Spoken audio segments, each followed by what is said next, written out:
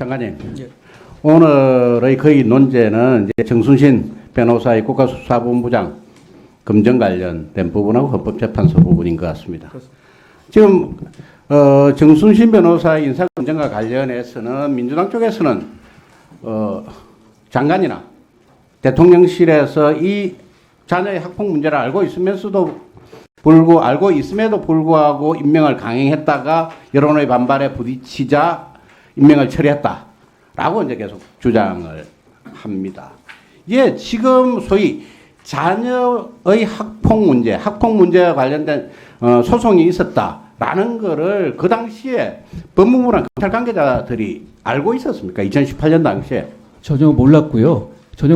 만약에 알았다면 다른 언론이 쓰지 않았겠습니까? 그리고 게다가 만약 저희가 알고도 감수하고 밀어붙인 거라면 저희가 10시간 만에 이렇게 대통령께서 철회하시지 않지 않았겠습니까? 누가 보더라도.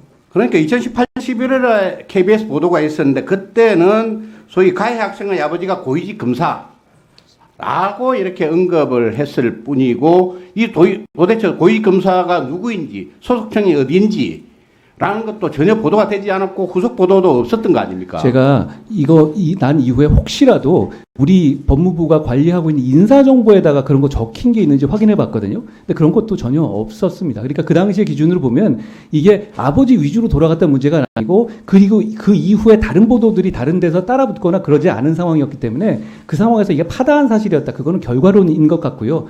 지금 이 본인이 먼저 얘기하지 않으면 알기 어려운 구도였습니다. 그러니까 그 당시에 이 소위 이제 본인의 문제였다면 자녀의 문제가 아니고 본인의 검사 개인의 비리에 관한 문제였다면 검찰 대검이나 법무부에서도 조사에 착수를 했겠죠. 그렇죠. 네, 그런데 본인의 문제가 아니고 이거를 내 아들이 이런 문제가 있다라고 주변에 이야기하지 않은 상황에서는 250명이나 되는 중앙기관 검사 그중에서 소위 1차장 산하에 있는 인권감독관 부장급 인권감독관의 이런 자녀 학폭 문제를 다른 차장인 지금 장관이나 검사장이 알 수가 없었던 상황 아닙니까? 알 수 없었고요. 의원님 다시 말씀드리지만 이걸 알았으면 인사검증을 통과시킬 리 없습니다. 그리고 문제는 이거는 만약에 진짜 본인의 문제가 그러했다면 당시에 뭐 꼭 검찰의 문제가 아니라 뭐 청와대의 민정이라든가 이런 데서 문제 삼았을 겁니다. 당시에 본인의 문제로 집중되는 보도가 아니었던 면이 있었기 때문에 이거는 그런 식으로 파악되진 않았던 것 같습니다. 2018년 당시에 이제 박상기 법무부 장관의 경우에도 이게 본인의 문제였다면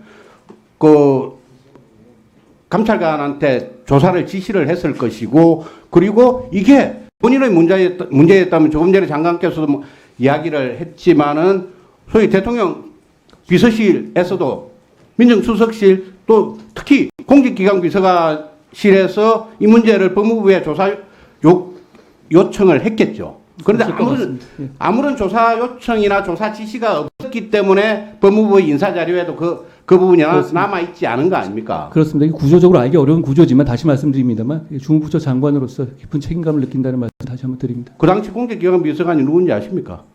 제가 그건 확인 안 해봤습니다. 최강 의원님입니다. 그리고 2023년 1월 달에 이미 1월 18일 날 조선일보에서는 검사 출신 정순신 변호사 경찰 국가수사본부장 지원 등으로 해가지고 1월 말경에 이미 정순신 변호사가 국가수사본부장에 지원한 3명 중에 1명이라는 게 보도가 되고 그 이후에 약 한 달이 지난 이후에 임명 발표가 나죠. 그러니까 그때 이미 유력 보도가 계속 있었던 것으로 알고 있습니다. 예. 그 이후에 그 한 달간 보도 이후에 지원 이후에 임명까지 한 달의 시간이 걸렸지만은 다른 언론이나 정치권에서 정순신 변호사의 자녀 학폭 문제에 대해서 문제제기가 있었습니까? 없었고요. 그리고 이 인사는 그냥 통상의 인사랑 달리 경찰청에서 공모를 통해서 진행됐고 개별 면접까지 있었던 사안입니다. 경찰 세평조사 당연히 있었고요. 그 과정에서 걸러지지 않았던 면이 있는데 아쉬운 면이 있습니다. 그리고 조금 전에 장관께서도 경찰의 세평 문제를 말씀을 하셨는데 만약 이게 그 법조 서초동 일원에서 굉장히 널리 알려진 공개의 사실이었다면 경찰 세평에도 당연히 이 문제가 들어갔겠죠. 그렇을 것 같습니다. 게다가 경찰에서는 이 검사 출신의 국수본부장 오는 거에 대해서 반대하는 사람들도 상당히 많이 있었기 때문에 이게 알려진 상황이었었다면 저는 그냥 넘어가지는 않았을 것 같습니다. 그러니까 결국은 이거는 인사검증 시스템의 문제다. 라고 이제 저희들도 판단을 하고 있고, 지금 우리 PPT 자료에서도 보시듯이 잠깐 볼까요? 문재인 정권에서도 인사검증 주요 사례들이 많이 나타납니다. 조금 전에 장관께서도 언급한 그 안경환 전 법무부 장관 후보자의 경우에도 상대방 몰래 혼인신고 논란을 가진 사퇴를 했는데 본인이 이야기하지 않으면 청와대가 알 수 없는 데다 판결문을 청와대가 본다면 그 자체도 법률 위반이다. 라는 식으로 그 당시 대통령 비서실에서도 언급을 했죠. 예. 그리고 김기식 2018년 4월에 김기식 건강원장에 대한 문제와 관련해서도 대통령실에서 민정수석실이 책임져야 할 일이라고 생각하지 않는다. 검정 설문에 해당 항목이 없어서 심 원장도 신고하지 않았기에 이걸 할 수가 없었다. 라고 이야기해요.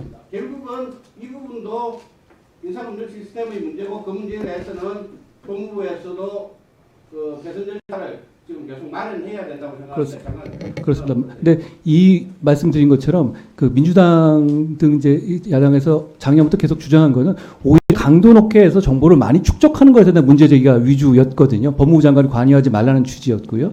근데 이게 그런 양면성이 있는 것 같습니다. 강도를 높였을 때 어떤 민간 사찰이나 정치적인 어떤 사찰 논란으로 이어질 수 있는 점, 그리고 강도를 낮췄을 때 이렇게 그물이 성겨지는 점, 이런 양면성이 있는 분야 영역이 저는 인사 검증이라고 생각합니다만, 그 중간에서 이 적절한 조화점을 찾는 방향으로 개선점을 찾아야 하고, 다만 이제 이런 부분 과거에도 보면 쌀집불금 문제가 불거졌을 때 그 이후에 이 쌀집불금 관련한 어떤 검증이 촘촘해졌거든요. 지금 이후로는 학폭 관련 부분에 대해서 검증이 더 촘촘해질 거고, 거기에 대해서 저희가 필요한 어떤 그 제도적 개선점을 찾아보겠다는 말씀을 드리겠습니다.